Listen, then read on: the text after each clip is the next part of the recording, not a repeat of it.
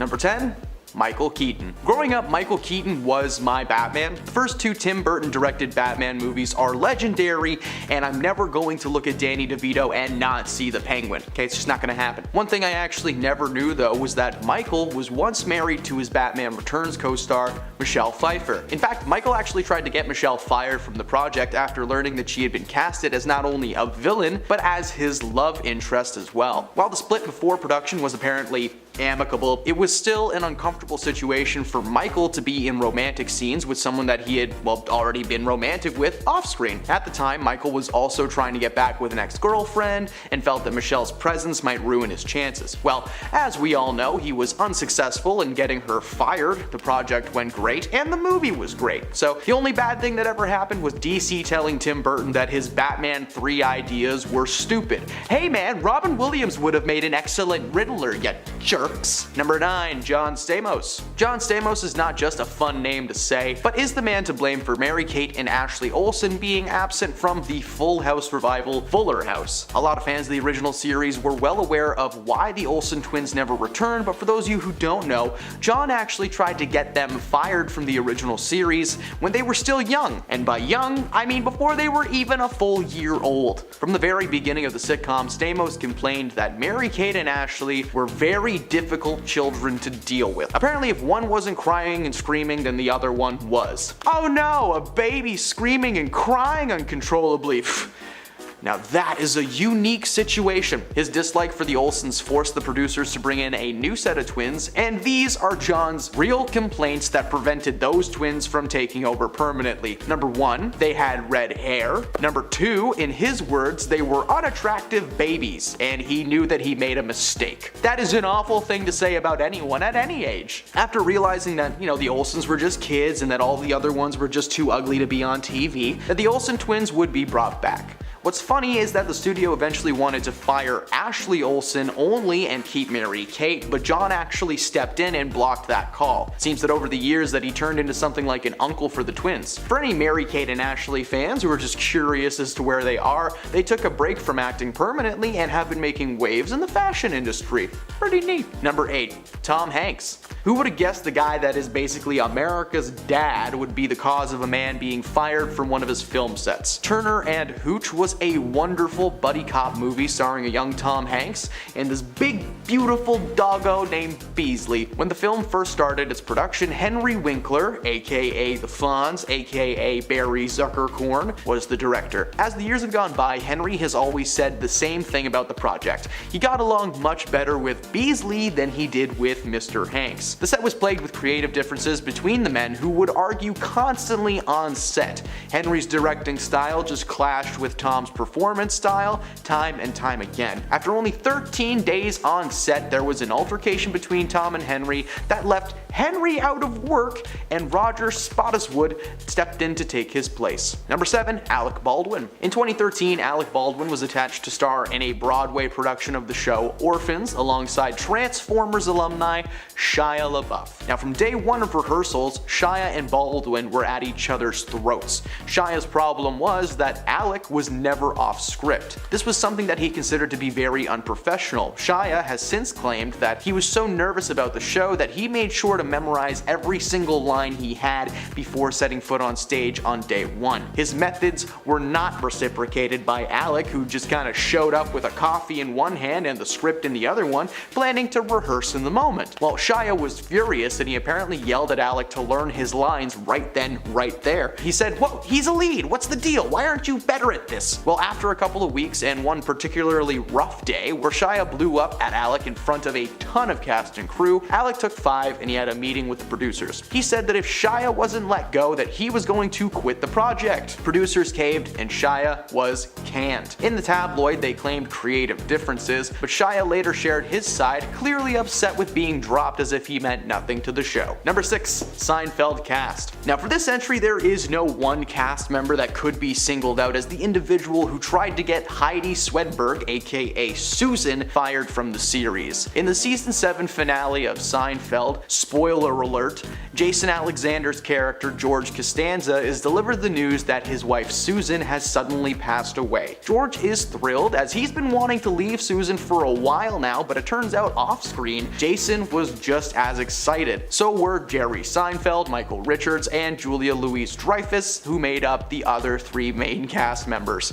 According to Jason, he found it difficult to play off of Susan, claiming that there just wasn't a lot of chemistry between them. And as I said, this was a feeling that was shared with the entire cast. Julia Louis-Dreyfus said that it was impossible to have fun with her and her character, and that the producers were planning to write her off at some point in the near future. Well, the gripes of the cast were heard, and her character passes away from licking the glue on cheap wedding invitation envelopes that George insisted they purchase. It is very funny, and it's a great way to get a character written off of a show, but it's just unfortunate for Heidi that the entire cast was like, she's not a vibe. Number 5. Jason Momoa. It's no secret that filming Aquaman and its sequel was a bit of a sensitive task. For starters, Amber Heard not only played Jason's love interest in the film, but she was also dealing with the Johnny Depp defamation trial, so a decision had to be made if she was going to continue being involved with DC or if they would just recast her entirely. Well, it turns out that that conundrum was not because of the trial, but it was actually just because of her terrible chemistry with Jason Momoa. Amber Heard has always felt jammed into the DC universe,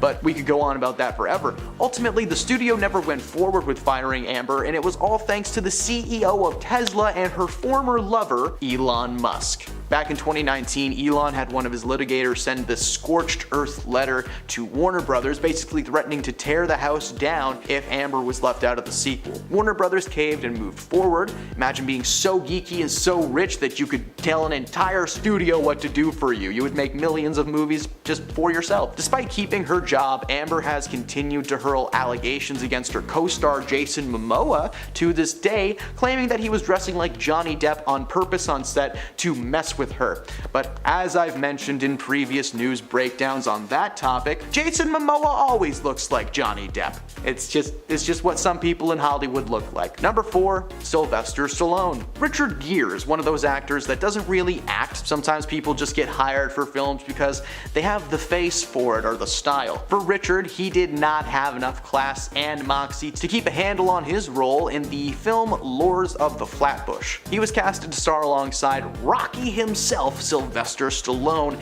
and according to Sly, these two did not get along. Their beef was strong and long-lasting through the entire production, until it finally came to a head when one day Richard was just a little bit too into one scene and grabbed Sylvester aggressively by the collar. When Sly told him to lay off, he laid in instead. Now that scene was being filmed on Coney Island, so when the actors took a minute to take a break, they tried to, break each other. Sly was eating a hot dog alone in his car. Sounds very peaceful, but suddenly Richard stormed in to join him with like half of a chicken dripping in mustard apparently. Despite Sly's warning about mustard, like this whole thing started because of mustard. It dripped all over his pants, and in true Rocky fashion, he elbowed Richard in the face and threw him out of the car. The altercation resulted in Richard being fired from the project. Oh no, they had to decide between Richard Gere and Sylvester Stallone. I wonder how quick that meeting was. Number 3. Ryan Gosling. The Notebook is considered to be one of the greatest romantic movies ever made. Oddly enough though, the on-screen couple never got along during the shoot. They would fight with each other on set all the time and seemed to have completely opposite ideas on how basically everything should play out. One day in particular was pretty exciting for anyone who wasn't involved. Ryan called over the director and demanded that Rachel be replaced by another actress to read her lines with him. In front of 150 crew members, he claimed that Rachel just wasn't giving him anything to work with, and they would just constantly yell at each other between takes. Eventually, Ryan asked the director privately if it might be possible to restart the project with a new leading lady, and needless to say, he was laughed out of the room. As time went on, they finished the project, and the two actually dated for almost 2 years. The Notebook is now a classic, and Ryan Gosling is just can. Number 2. America Ferrera. In the early 2000s, Lindsay Lohan faced a ton of public scandals, but one that's not talked about often enough actually took place behind the scenes of a little show called Ugly Betty. Lohan was a guest star on the show in the 3rd season, playing Kimmy Keegan. Now, Kimmy was supposed to stick around for 6 total episodes, but that number was actually shrunken down to 4. The reason being was that her co-star and the lead of the show, America Ferrera, did not get along with Lindsay Lohan. According to America and several of the Ugly Betty crew, Lindsay would show up with an entourage of people, usually under the influence of herbs and spices, and the production crew had to repaint her dressing room when she left because it was just so bad in there. One crew member alleged that she would cut images of her own face out of magazines and tabloid articles like she was making a collage or something creepy like that. America claims that one scene took over 30 takes to get right because she flubbed her lines over and over again. Lindsay's team of buddies have been adamant that America had just too much power and was the sole reason that she was asked to leave the show. Unfortunately, if you do bad things and enough people know about it, hey, karma comes around. And at number 1, Lucy Liu. Sony's first foray into the world of Charlie's Angels was a massive success when it released, starring Cameron Diaz, Drew Barrymore, and Lucy Liu as the main angels. The movie was filled with action, a little bit of comedy, and one of the strangest performances ever delivered from Crispin Glover. Seriously, that guy needs help. One interesting addition to the cast was the inclusion of Ghostbusters alumni Bill Murray as the man behind the mic, Mr. Bosley. Apparently, the set was anything but a comedy after Bill found out there was a scene rewritten without his knowledge. In an interview with the news outlet Deadline, Lucy Liu spoke up about her time on set and the situation surrounding herself and Bill. Apparently, Bill was away for a family event when a scene needed to be reshot for the movie, but instead of using a stand-in,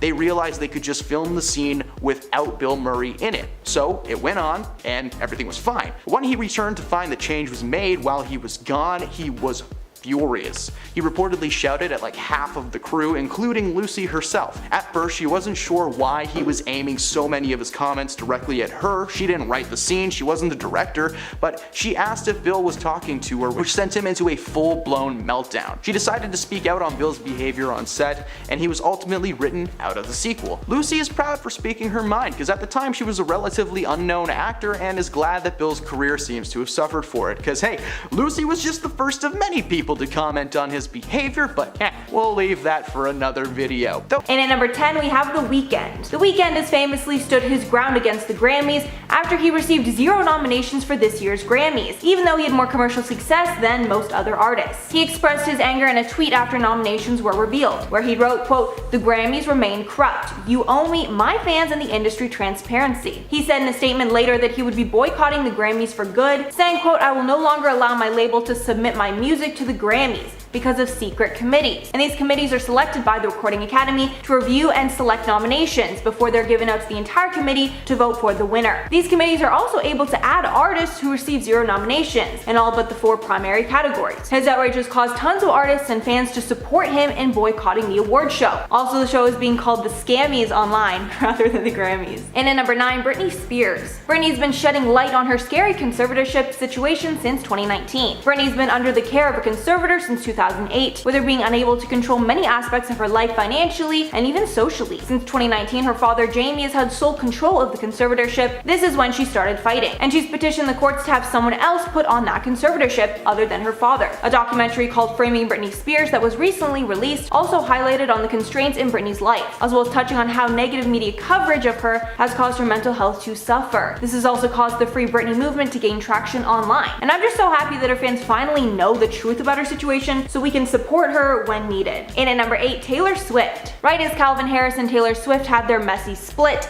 a big secret was exposed. The demise of this couple is directly related to the success of the hit song, This Is What You Came For. The song became a huge hit when it was released by Calvin Harris in collaboration with Rihanna, but we later learned that Taylor actually wrote the song and brought it to Calvin, where they collaborated on it. But they decided not to release it together, but rather give Taylor credit through a pseudonym, Niels Seiberg. However, months later, after it became a hit, Calvin would ask asked if he would ever collaborate with Taylor. When he said no and didn't reveal that Taylor was a huge part in his current hit song, Taylor decided to expose that she co-wrote it. He then clapped back on Twitter, tweeting, quote, "I figure if you're happy in your new relationship, you should focus on that, instead of trying to tear your ex-boyfriend down for something to do. I know you're off on tour and you need someone new to try and bury like Katie, etc., but I'm not that guy. Sorry, I won't allow it." And oh boy, did that just open up another whole separate can of worms. That whole situation was very, very juicy and exposed a lot. In at number 7, Ronan Farrow. Ronan Farrow was the first person to blow the lid on the horrible actions of disgraced Hollywood producer Harvey Weinstein. Ronan even published a book, Catch and Kill, which details his reporting process in investigating Weinstein's treatment of women. After his book came out, many Hollywood actresses came forward with their stories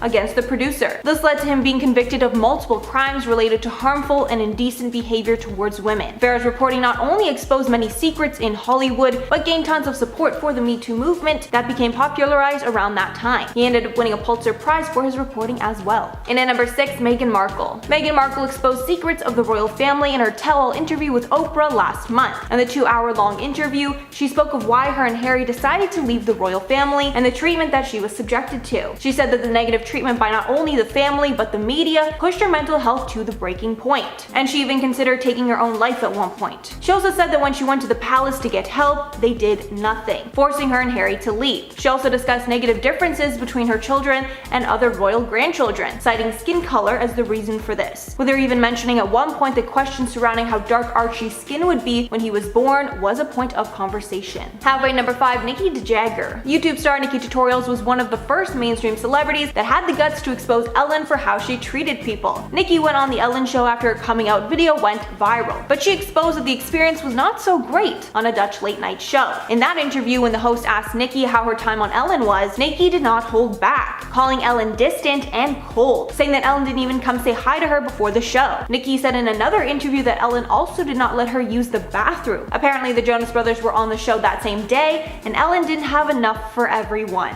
I do not believe that for 1 second. And honestly, after all that was exposed was when I believe Ellen's downfall really began. And at number 4, Johnny Depp. After Amber Heard made allegations that her ex-husband, Johnny Depp, had been physical with her, Johnny has been doing everything in his power to clear his name. And a lot has been exposed that has made tons of Hollywood stars flock to support Johnny in his legal battle with Amber. After her allegations were made, a leaked phone call exposed that Amber had admitted to being physical with Johnny. As well, plenty of friends and employees of Amber's came forward to say that she lied about having bruises on her face, such as her stylist and even her assistant. And over time, as more comes to light, it seems that Johnny has been the one telling the truth. And at number 3, Prince. Another artist that has exposed the music industry was Prince. He made negative statements after he decided to release his newest album at that time exclusively to Tidal. When speaking about why he sidestepped working with the label on his project, he said, quote, "Record contracts are just like, I'm gonna say the word, slave.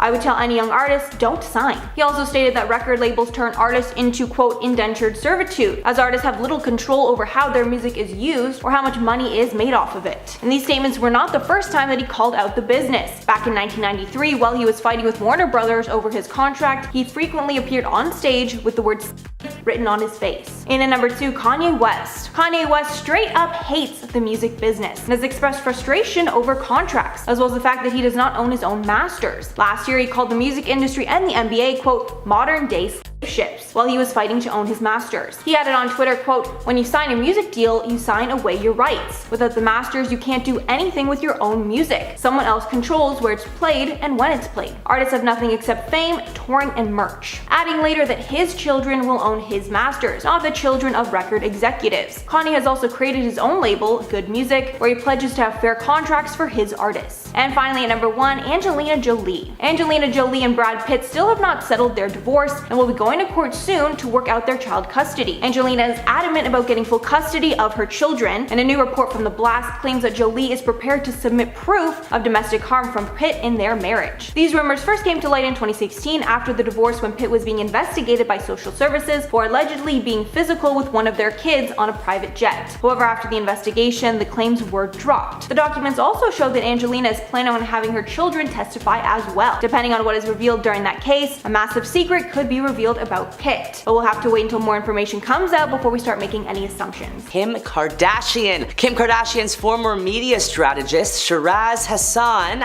alleged that her infamous 2012 flower incident was staged to help promote the perfume that she was launching. In the Channel 4 documentary The Kardashians' Billion-Dollar Dynasty, he claims that he told her, okay, this is what's going to happen. You're gonna be fine, you're going to be safe, but we're going to create a media moment. If we create media gold, guess what's gonna happen? Everyone's gonna be talking about your perfume and everyone is going to buy it. If you're confused about this whole situation, let me clear it up for you. In 2012, Kim K was flower at the red carpet launch of her True Reflection perfume. While posing for photos, a woman threw flour all over Kim's body. The assailant was later caught and arrested. However, Kim decided not to press charges. After the incident, Kim told E! Online, that probably is the craziest, unexpected, weird thing that has ever happened to me. Meanwhile, Kim's sisters also took to Twitter to defend her. Courtney wrote, I wonder if they would have dared thrown the flour at my hormonal and pregnant self. Chloe then tweeted, I wish I was with my sister tonight. I bet you that woman would not have dared tried a thing. Celebrities including presenter Juliana Rancic also tweeted in support of Kim, but turns out it was all fake. Next, let's discuss another secret that was revealed about Kim K's mom, Kris Jenner. Kris Jenner's former nanny, Pam Behan, believes the famous momager was, quote, grooming her children for their current celebrity status their entire lives. In her tell-all book, Malibu Nanny, The True Adventures of the Former Kardashian Nanny, Pam wrote, they only wore the cutest clothes from the nicest stores and were always perfectly well dressed, even at a young age. They were fashion plates and their image was being carefully crafted. I do believe that the success they enjoy now is what she always hoped for and wanted for them and for herself. On Twitter, Timothée Chalamet's agent, Brian Swardstrom, revealed Timmy's big secret. That he's never auditioned for anything in more than 7 years. The revelation sparked a huge debate about nepotism and privilege in the entertainment industry. Nepo baby is a term used online for somebody deemed to have achieved success only as a result of receiving help from famous or successful family members. The Beautiful Boy star's uncle is director and producer Rodman Flender, while his mom, Nicole Flender, has been credited as appearing in 2 movies, including one short film, and she was also a very successful Broadway performer. Users on Twitter came to Timothée's defense, one saying Timothée Chalamet hasn't had to audition for anything in over 7 years because he's simply that talented and that in demand. There's no larger conspiracy here, and I'm begging some of you to stop talking about this stuff with no knowledge of how the industry actually works. The privilege in question here is Timothée Chalamet's own talent, they added. On the BBC Introducing podcast, Ed Sheeran's manager, Stuart Camp, revealed his big secret, that every time they draw up a new management contract, Ed Sheeran adds a, quote, stupid clause just to wind him up. In 2019, he required Stuart to carry around a picture of the Weasley twins from the Harry Potter movies. Stuart said, quote, I have a little laminated card of those lovely twins. I have to have that with me at all times. It's in my management contract. Stupid things like that. Here are some more secret facts about Ed Sheeran that you probably don't know. He apparently names his guitars. They are called Lloyd, Felix, Cyril, and Nigel. And Thinking Out Loud is his favorite song of his, and Prince Charles is the first celebrity he has ever met. Oprah revealed a huge secret about Mindy Kaling, that she was pregnant. Mindy Kaling's A Wrinkle in Time co-star Oprah confirmed that she is expecting her first child while talking to People magazine. My mouth dropped.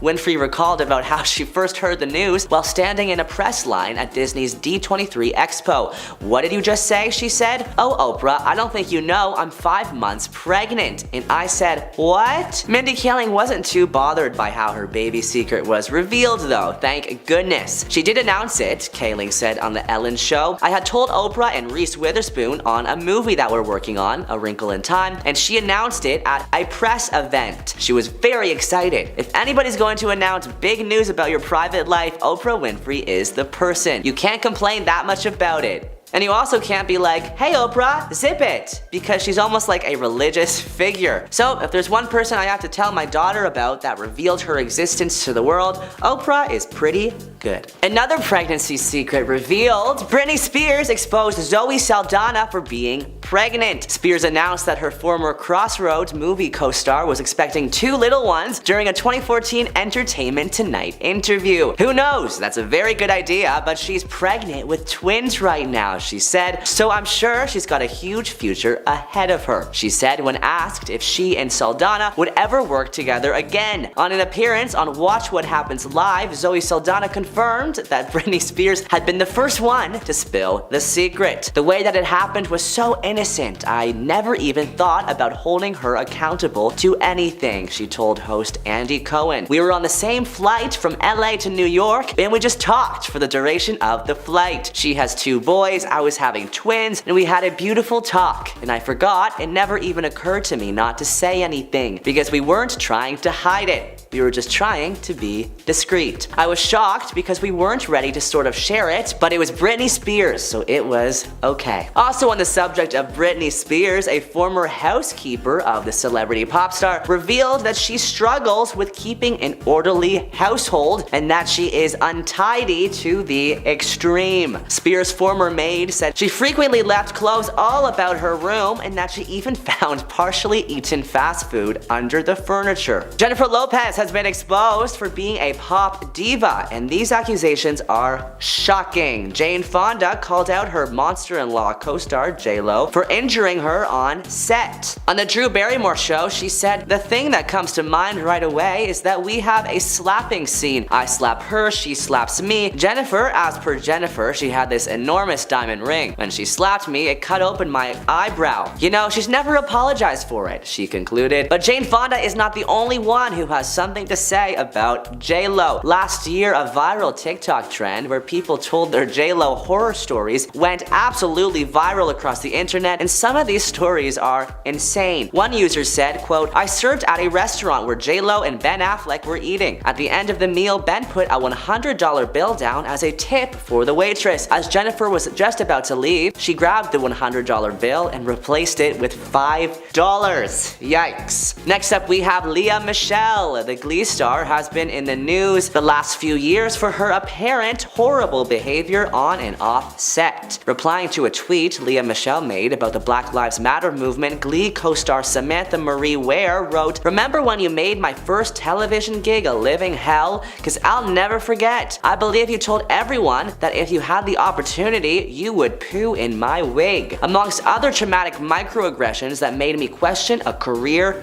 in Hollywood. Another co-star, Heather Morris, also had some things to say on Twitter. Was she unpleasant to work with? Very much so. For Lea to treat others with the disrespect that she did for as long as she did, I believe she should be called out. And finally, Davey Snell, who appeared on Glee in 2014, also recounted rude behavior from Lea. He tweeted, "Girl, you wouldn't let me sit at the table with the other cast members cause I didn't belong there. F you, Lea," in all caps. Lastly, we have Jennifer Aniston. Known as the good girl in Hollywood, Jennifer Aniston seems like she wouldn't hurt a fly. Well, that all changed when Jay Moore, her co-star in 1997's movie Picture Perfect, said that his most awkward interaction with a female co-star ever was, quote, "being on the set of a movie where the leading woman was unhappy with his presence and made it clear from day one." Although he never named her name, this was the only movie that fit that description. Maybe he's too scared Aniston's legal team will get involved if he speaks up. He also said, quote, "I hadn't done any movies, and even though they screen tested some pretty famous guys, I somehow snaked into the leading role." The actress said, "No way, you've gotta be kidding me," loudly between takes to other actors on set. "I would literally go to my mom's house and cry."